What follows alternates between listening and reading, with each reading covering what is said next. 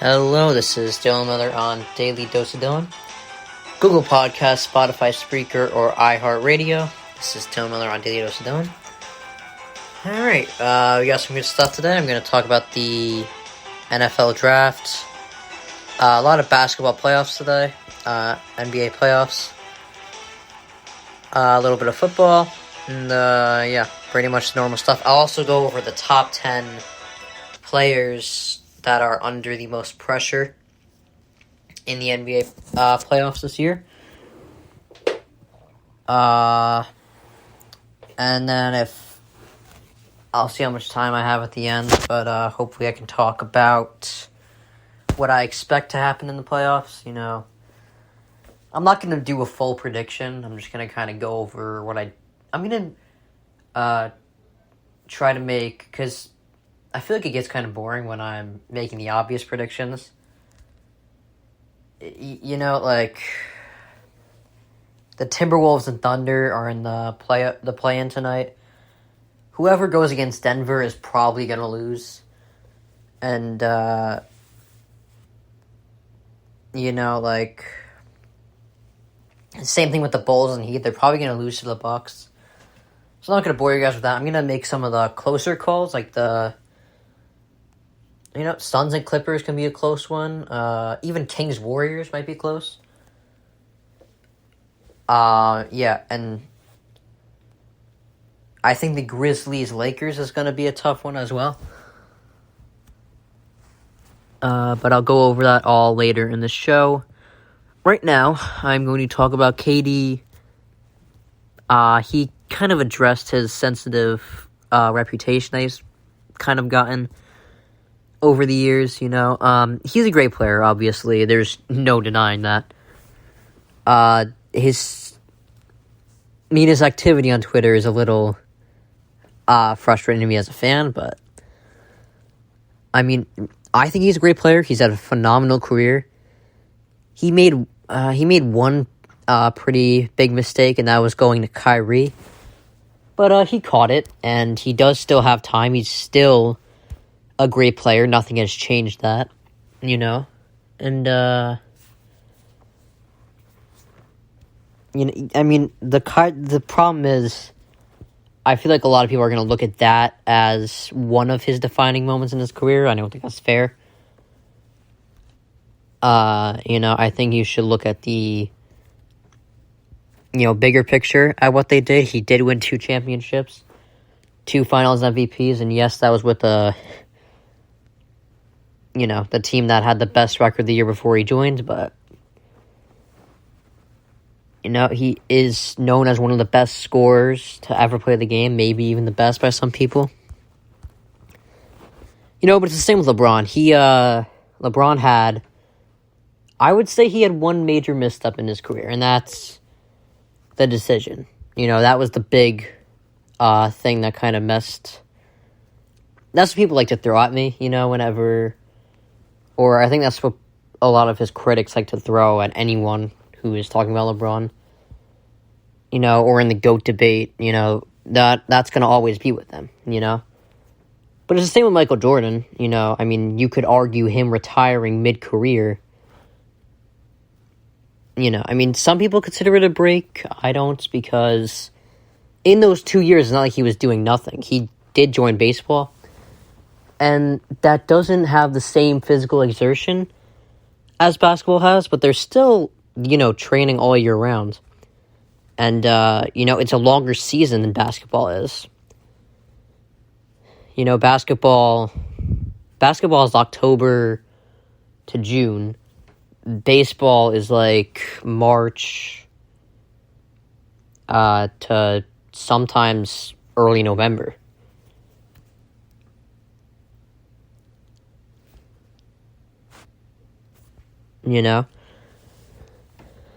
But yeah, the problem is with all-time greats,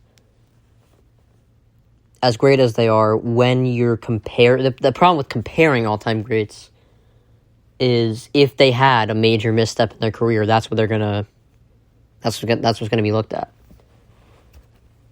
So with LeBron and KD, or in football with Aaron Rodgers, Yeah, Rodgers is very talented. Probably the most talented quarterback that's played, unless Patrick Mahomes keeps this up. But it's always going to be, he kept losing NFC Championship games. Towards the end of his career, he got a little high maintenance. That's what they're going to bring up when comparing him to, say, like, maybe a John Elway or a Drew Brees. They're going to bring up how Rodgers, his flaws is what they're going to bring up. Because that's all that matters when they're comparing him to another all-time great. Because obviously when you're an all-time great, obviously you have your good qualities. It's the flaws that are going to separate you. I can't think of a major misstep in Brady's career. Necessarily. Or Peyton Manning's for that matter. Peyton Manning, he struggled in the playoffs for his first few years in the league, but that's common. But yeah, so Brady, KD's mistake wasn't who he left. He could have left the Warriors, but like for the Celtics, if he left for the Celtics, and joined up with Tatum and Jaylen Brown, he may have had a ring last year. He may have won. They probably would have beaten the Warriors last year if KD was there. Or if he joined the Heat were pretty good at, they have a pretty nice roster. Eric Spoelstra, It's just he left Steve Kerr for Steve Nash. He left Steph for Kyrie. That's a lot different than leaving Steve Kerr for Eric Spoelstra. At least Spoelstra has established a legacy. Steve Nash had nothing. And didn't really get much either. Yeah, but his mistake was who he left for. But he could have been in a better position. But he didn't.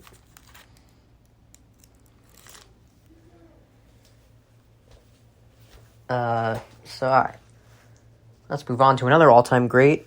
LeBron has reached his playoffs for the 16th time in his 20-year career. And obviously he's a lot less favored now than he was for, pretty much. I'd say it was only the last playoffs where they lost to the Suns, where that was the first time where he was actually doubted. He won the championship with the Lakers in 2020. 2018 brought the Cavs to the finals. Obviously, he brought the Cavs 8 years in a row to the finals. I think this is the last time they were in the playoffs, and this time are the only two times I can think of where LeBron is actually doubted in the playoffs. Where he's not favored to make the finals. It's very rare. And I don't think they will make the finals. I'll be honest. I'll be completely blunt. I do think, however, that they can win the first series with the Grizzlies. Because I think they match up well with the Grizzlies. So LeBron is 27-2 when he wins game one. When he loses game one, he's 12-9. So I think a big, it sounds minor, but I think a big, one of the major things they have to do is win the first game against the Grizzlies. And the reason I think they'll match up well is their Grizzlies don't have Adams or Clark.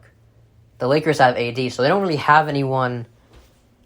The Grizzlies don't have Steven Adams with them, so they don't have anyone to guard AD down in the interior, down in the paint. So I think the Lakers are going to get to the line a lot, That's kind of what they do. They kind of draw fouls. While the Grizzlies, they're actually the worst they're the worst in the league from the free throw line. The weird thing about this matchup is it's two entirely different teams. The Grizzlies are more fast and a perimeter team, Lakers are more interior and slowing down the game, I think the series will be close, and I think the difference is going to be the Lakers making all those free throws, and the fact that the Grizzlies have no matchup for AD. Obviously, John Morant's a great player, and I would love to see him make the second round. I'd love to see how far he can go. But, I mean, one player can only do so much. The Lakers are going to have...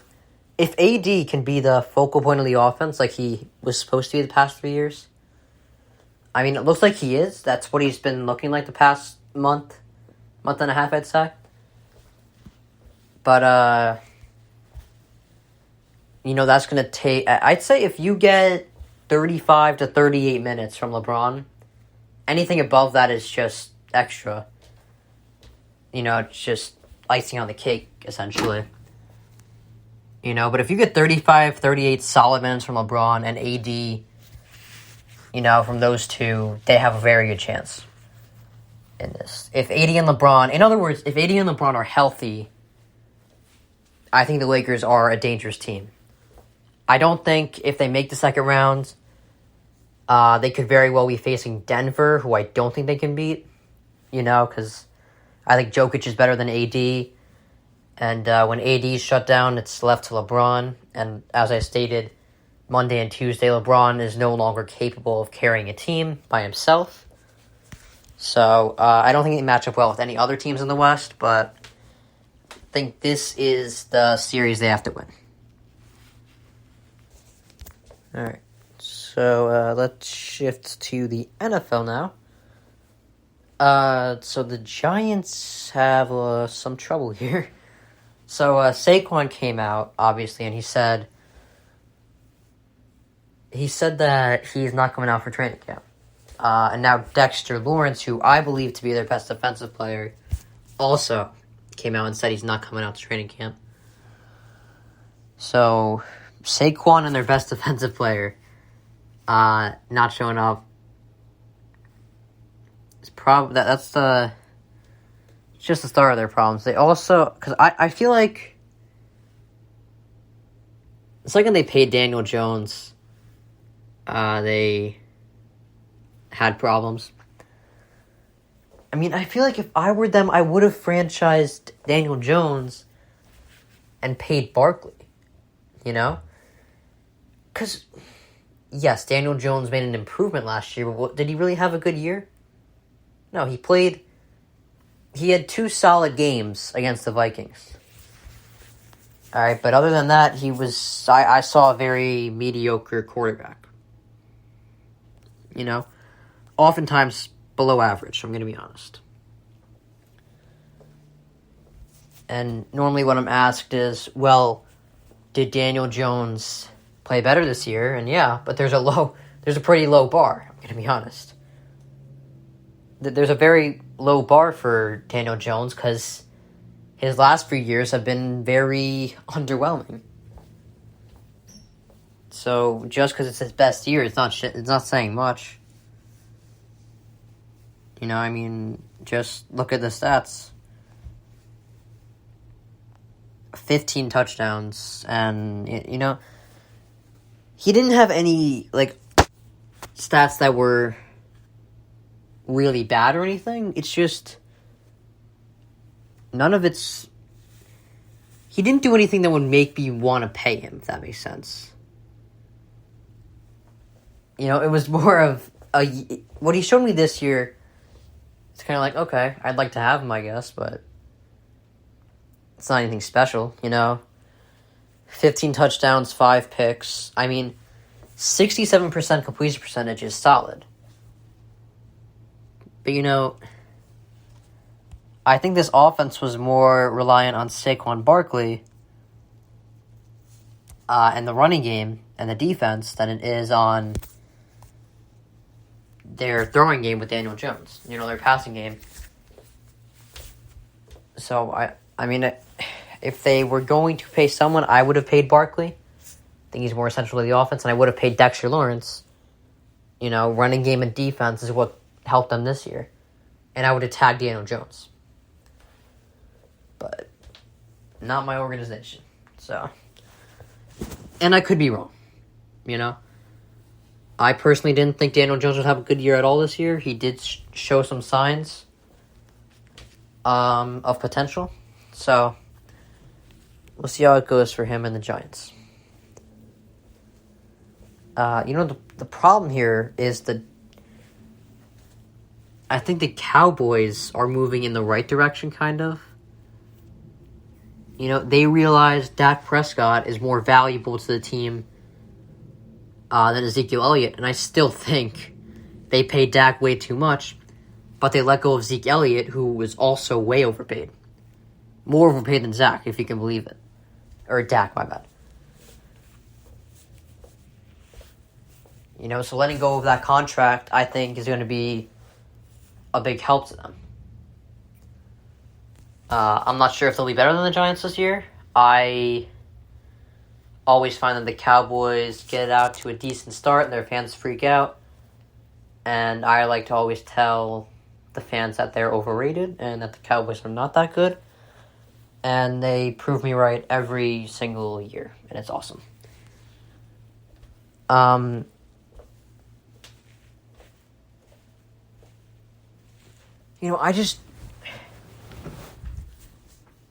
feel like the best move for them, I really feel like the best move would have been to pay Barkley and Dexter Lawrence and maybe franchise tag or even move off of Daniel Jones. Wouldn't have been that bad. Because Daniel Jones isn't like this Patrick Mahomes, Josh Allen kind of guy where it's like you get rid of him, because the thing with letting go of Patrick Mahomes or Josh Allen is you're most likely going to get a downgrade because you can't get much better than them. Unless you get a player, unless the Bengals are shopping Joe Burrow, which is very unlikely. But this is a hypothetical situation anyway. Right now the Jets are going to bench Zach Wilson for Aaron Rodgers. That is a significant upgrade. I think even if if Zach Wilson improves, I think it's unlikely he reaches the level that Aaron Rodgers did. But you never know. But, moving off of Daniel Jones, they could have gotten someone either on par with him or better. And I'm not saying they had to go out and get Aaron Rodgers. They didn't have to do that. And, getting a Jimmy G kind of player?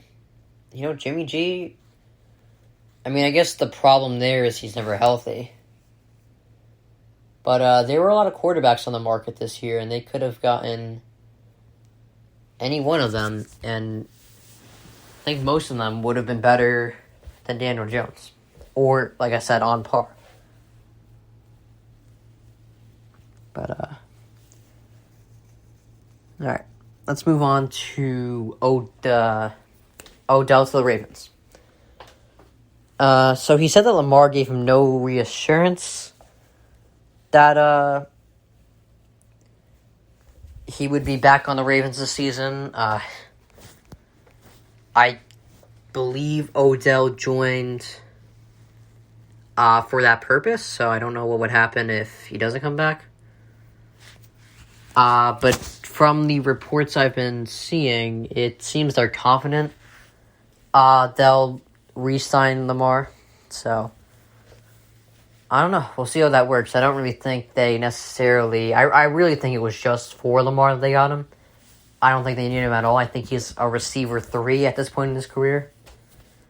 And I think their receiving core is fine, honestly. But I guess the addition can't hurt, right? He was on a championship team just 2 years ago. So, it could never hurt. Alright, so CJ McCollum, seemingly, I'm not going to say he did this. I'm not sure if he was referring to him or not, but he seemingly called out Zion Williamson in a press conference after the play-in loss to the Thunder. He pretty much just said we have to be available. I feel like everything he said pertains or applies to Zion Williamson. He said We have to be available. You know, we have to really just take care of our body, you know. Like Zion, you know. Zion doesn't seem to be on the best of diets, or, you know, he's always injured, so doesn't seem to be taking care of his body much, and he's not available. So almost everything C.J. McCollum said applies to Zion Williamson. And C.J. McCollum, he's a solid player. He's a veteran in this league. You know, Zion has played... He's missed 200 out of 314 games. So he's only played 114 and missed 200.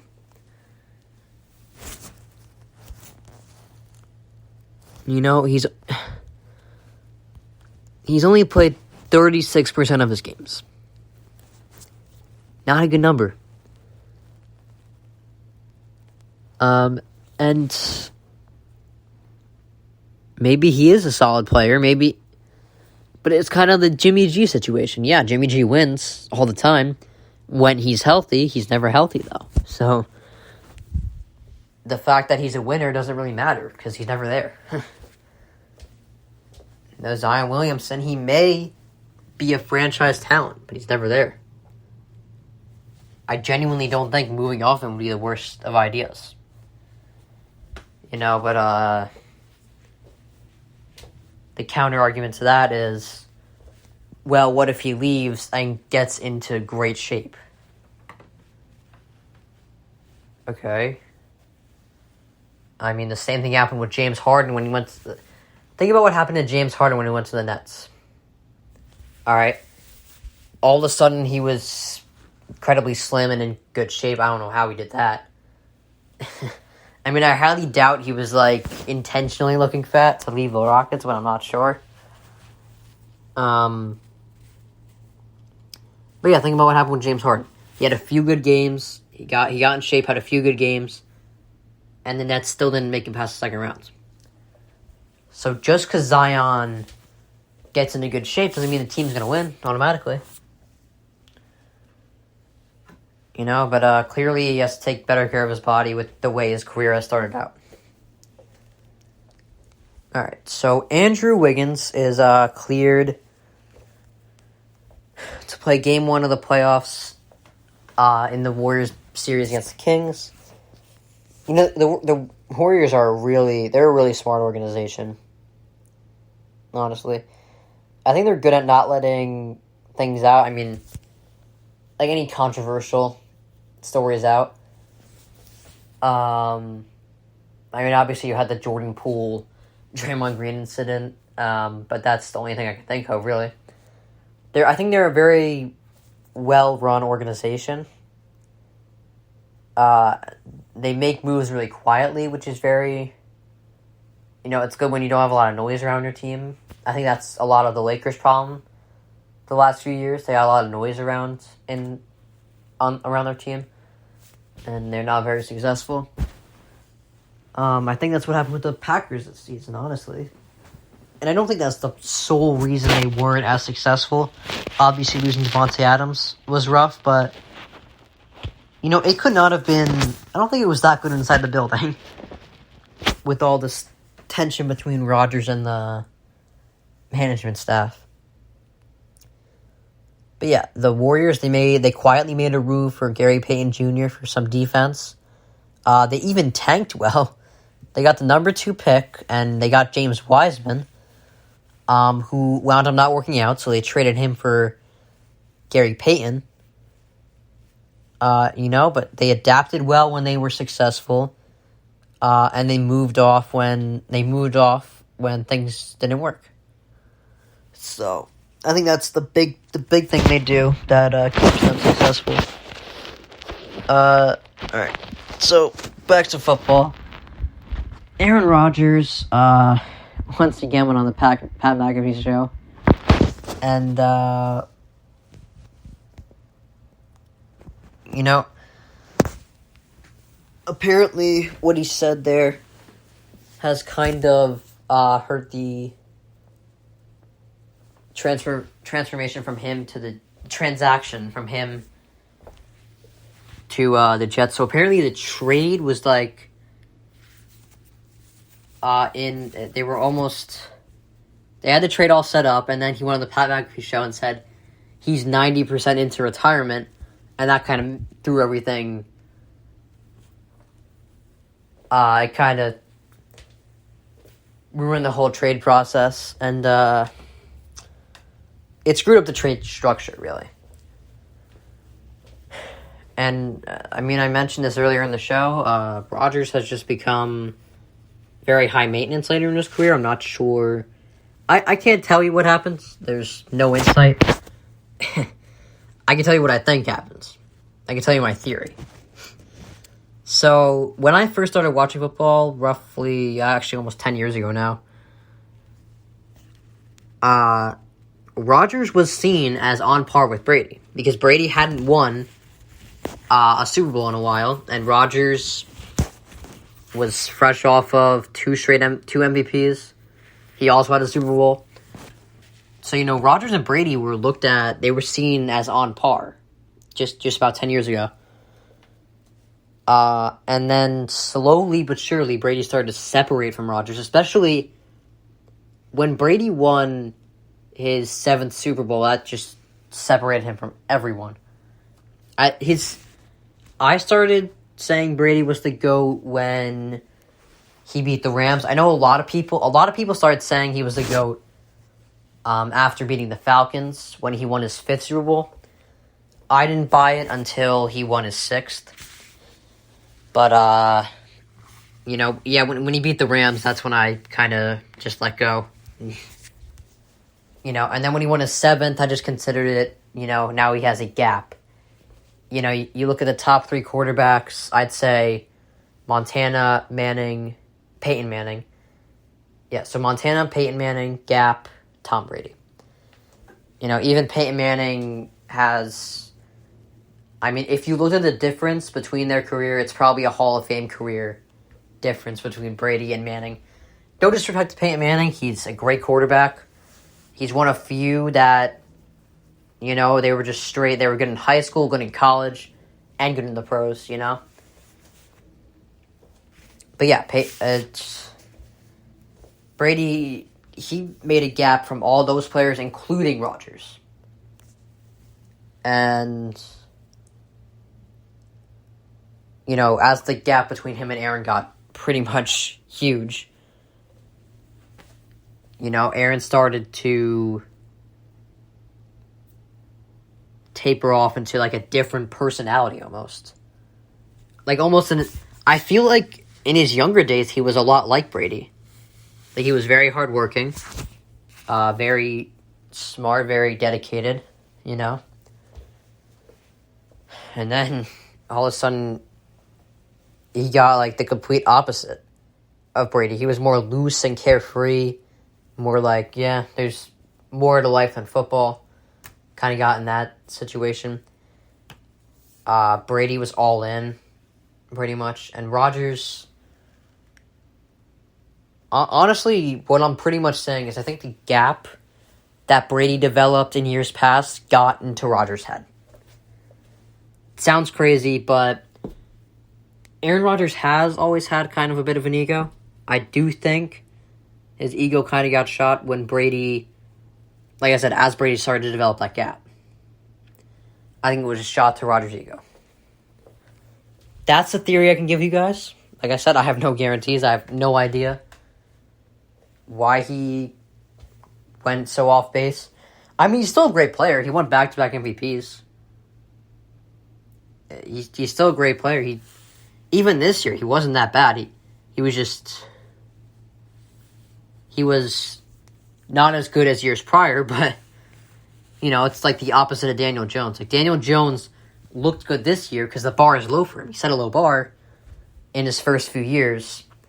But Rodgers has set a really high bar. He's got 4 MVPs, so when you have the second most MVPs out of any player, people are going to expect greatness out of you. And Rodgers this year, he had a pretty good year for quarterbacks. He didn't have a great MVP season. That's why it didn't look as good. He had a good year, not great. All right, let's move on to the draft. So Texans management is not sold on C.J. Stroud. They are apparently now looking at Will Anderson and edge rusher. And honestly, not the worst idea they've ever had. The Texans, obviously, they are not a very well-run organization. But, I mean, honestly, they could always get an edge rusher with their second overall. And they actually have 2 first-round picks. They don't even have to get a quarterback the first round. They can wait for a second-rounder. You know, it's not like second-round quarterbacks are always bad. Look at Jalen Hurts. He was a second-rounder. He made the Super Bowl this year. And was an MVP candidate. Yeah, apparently they're not looking at C.J. Stroud. It's starting to look more and more like Bryce Young is going to be the first pick of the draft. By either... Oh, it's the Panthers that are the first pick. They looks like they're going to go with Bryce Young.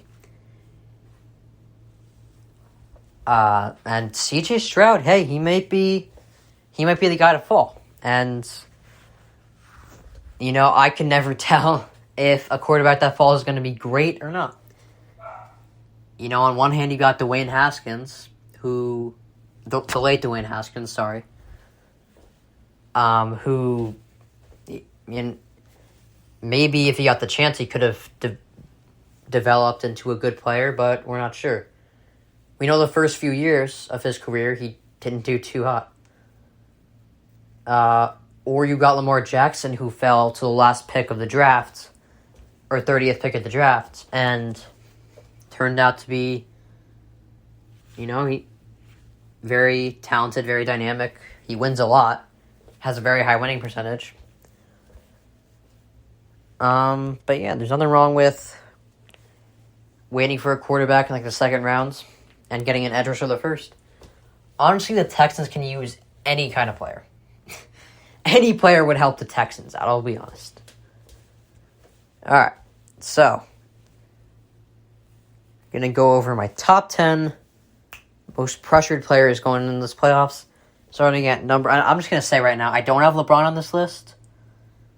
Because genuinely, I don't think he has... LeBron doesn't have anything to prove anymore. I mean, you could say, well, he has to prove he's better than Jordan. But there's no way to prove that, really. Because I think I've said this before on the show.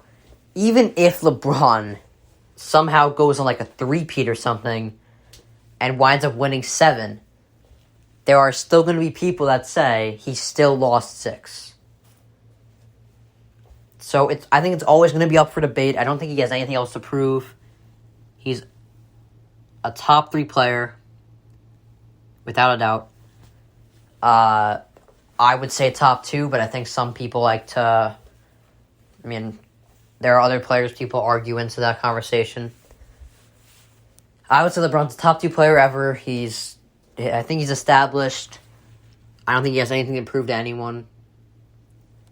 So I didn't put him in for this year's, but start with 10. I got Russell Westbrook. He's been on 5 teams in 5 years. The reason he's not higher is because I think a lot of people already kind of see his legacy as kind of established, you know. The pressure comes because he hasn't won a championship yet. And all the movement he's done still has not won a championship. So in a way, he could be in the most pressure, but not in my eyes. In my eyes, he's under pressure, but not as much pressure as the other guys that are about to come up on this list. Number 9 is Kawhi Leonard, and the reason I put him ahead of Westbrook is because I do think he still has something to prove. Kawhi, he's had a great career, obviously. The crazy thing is, a lot of these guys that are on this list... I mean, there's some guys that are still young, but there are guys that you probably think are young that are not as young as you think. Like, I'll just let you know later. So Kawhi, where he feels pressure is in his stint with the Clippers. He hasn't been very good. Or he's been good, but he hasn't met his expectations. Like what people expected the Clippers, Lakers, Nets to be dominating the league. The Clippers, I think, have been to one Western Conference Finals since Kawhi joined. And he was supposed to be the solution to the Clippers' problems. He hasn't been. And he hasn't always been available either. But that was kind of part of his history. So where his pressure comes is where I don't think Kawhi wants to go down as a guy who had a solid career with the Spurs and then had a 1-year miracle with the Raptors and then went to the Clippers and had nothing else. I think that's the last thing that he wants to happen. Number 8 is KD. And I know a lot of you are going to be confused why I have KD on this list but not LeBron. KD does have something to prove. Here's why. LeBron has won a finals with every single team he's been on. He won with the Heat when he was supposed to be the lead guy. Or not, I guess not the lead guy. He showed he can win with help, which honestly every NBA great has had help to win. It's hard to do by yourself. He won with the Cavs, with the younger team in 2016. And he went to the Lakers and won. So he has won on all 3 teams he's been on. KD has only won with the Warriors when he had Steph, Clay, and the best version of Draymond. So the difference between him and LeBron is LeBron has proven, he doesn't have to have one specific, team. He doesn't have to be on one specific team to win.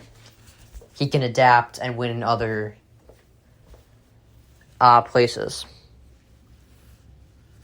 Like KD's success is tied with the Warriors entirely. His 2 MVPs, his 2 championships, both of the Warriors. And here, I'm not saying KD has to win with help at all, but he has help. He's got Devin Booker and CP3 with him. He's got his help. And DeAndre Ayton. So KD, I genuinely think the Suns should make the finals. That's my expectation, and that's why KD's under a lot of pressure. Number 7 is Anthony Davis. I think he's the guy. I think Anthony Davis is the guy that should be getting most of the pressure right now. Because LeBron is, like I said, LeBron is aging. He's proven himself already. If AD were to retire after this year, he would go down as the injury-prone guy who is never going to the playoffs. And AD, he should be the focal point on offense.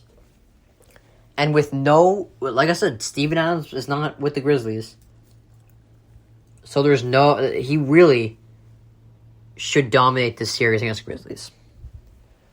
And lead them to win. Number 6 is Ja Morant, and the only reason he is so high and not lower is because I think you could say, Ja, he hasn't shown any signs that he's not good in the playoffs, but the Grizzlies were close. They were 2 games back from the 1 seed in the West, and that's huge. There is a difference between the 1 seed and the 2 seed. I know it sounds like I'm saying the obvious, but I think there's a bigger difference than people think. And if they lose especially if they lose in the first round, people are going to be looking at Ja and that 8-game suspension he had. So, that's why it's number 6. Number 5 is Jason Tatum. The Celtics are another team I think are gonna at least get to the Eastern Conference Finals. I think they're a very solid team. Obviously, they made the finals last year. And Tatum, I think Tatum was the problem in the finals last year. Tatum kind of wilted. Like I said, I think I said last year, Jaylen Brown was more of the focal point. You can't have that when you're Jason Tatum and you're supposed to be the star of the team. So he's number 5. And the reason these young guys aren't higher is because they got time. I'll tell you right now, the top 2 guys don't have much time. They are very limited on time. And I will say that right now. Number 4 is Nikola Jokic. Reason being, he's a back-to-back MVP, and he got swept in the first round last year. So that cannot happen this year. And the Denver will very likely... I mean, even if they get the Grizzlies, they should win. Not the Grizzlies. They'll very likely be getting a 6 or 7 seed. Because I think the Warriors are going to beat the Kings. And the Lakers might even beat the Grizzlies. So if they get a 6 or 7 seed, they should be able to beat both the Warriors or Lakers. Number 3 is Joel Embiid. He's never been past the second round. That's why he's higher than Jokic. And Embiid has been playing very well the past 2 years, but he's never been past the second round. At least Jokic has. So Embiid, he's got a chip on his shoulder. And the Sixers are a very solid team. The problem is they could very likely run into the Celtics, and that's going to be a problem. Because I do think the Celtics are a better team than the Sixers. Alright, so number 2 is James Harden. If James Harden... James Harden has very little time left in the NBA. And I hate to say this, but the Sixers are probably going to lose to Celtics in the second round. That's at least what I have happening. And if they do, and if Harden goes his whole career without winning a championship, people are just going to look at him as a guy, at least he won an MVP that year. I mean, obviously he's had other accolades other than the MVP. Obviously, he had that stretch in 2019 where he put up 30 points a game for, a month and a half. But, if that's what he's going to have, nothing in the playoffs.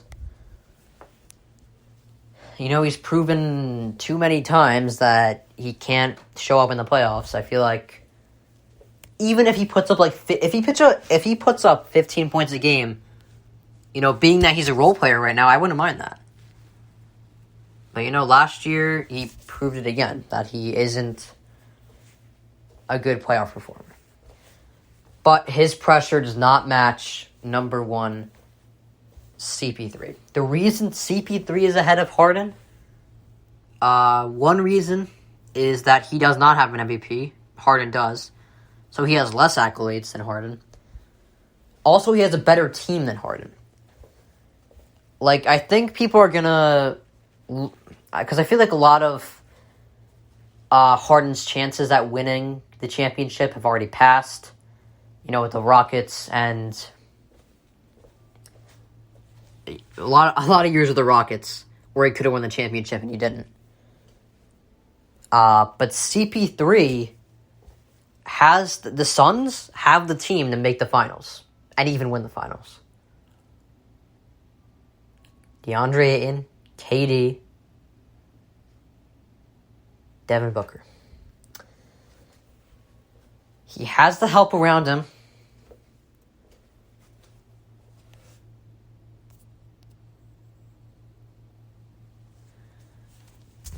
If he can win, that would be huge for his career. Alright, that's my list there. Alright, I'm probably going to run out of time here.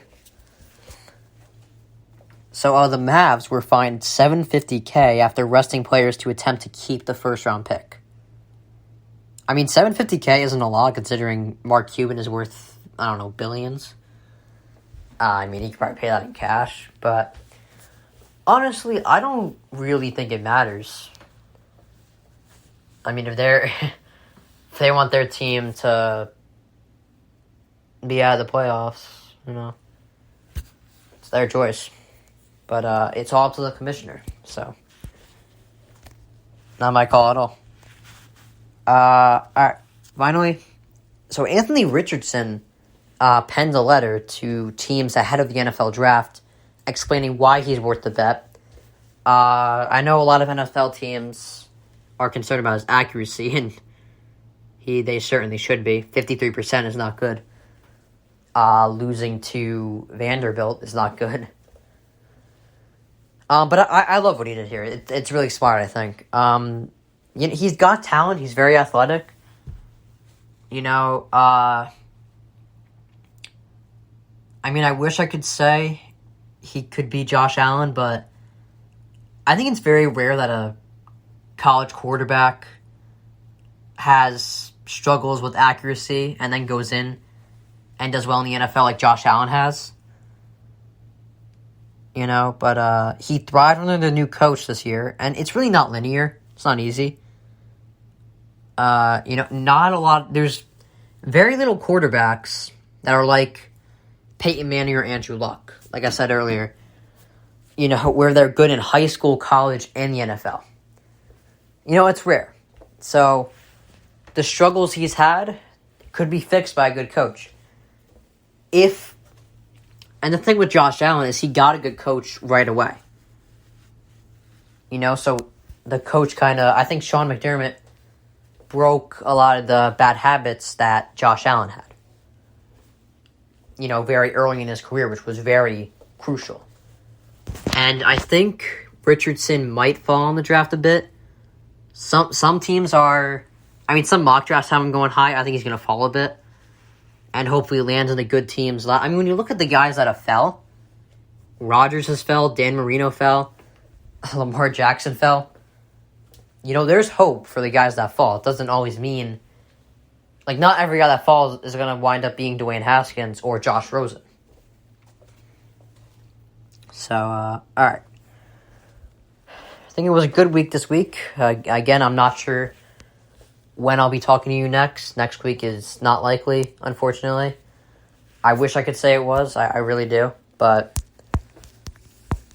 I unfortunately can't. So, this week was good. The show today was good. Good stuff. And like I said, I'll see you whenever I can do a podcast, I will get it done.